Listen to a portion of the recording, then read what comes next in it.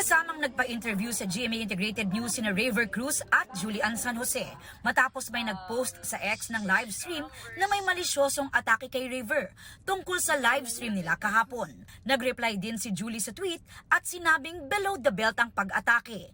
Humingi rin ng sorry si Raver sa X sa lahat ng na-offend sa kanyang ikinilos. Playful and happy lang daw talaga siya.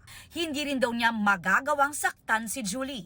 Sabi ni Raver, hyperactive siya bago sumalang sa live stream pagkatapos ng rehearsals ng production number nila para sa All Out Sundays. Lahat naman na nakakilala sa akin, ganun talaga ako. Pero aaminin ko, and gusto ko na rin humingi ng pasensya sa mga medyo nainis kasi extra hyper talaga ako that day. Sabi naman ni Julie, mababa ang energy niya noon dahil bilang leader ng kanilang team, stressed daw siya.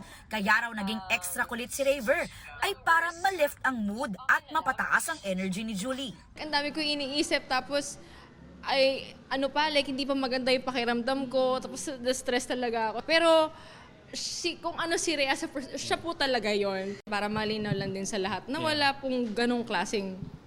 Wala pong ganun. Hindi naman natin maiwasan na talaga may mga tao na mabibilis talaga mag-judge. Diba?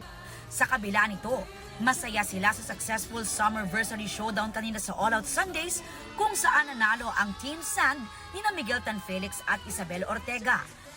Aubrey Carampel, updated showbiz happenings.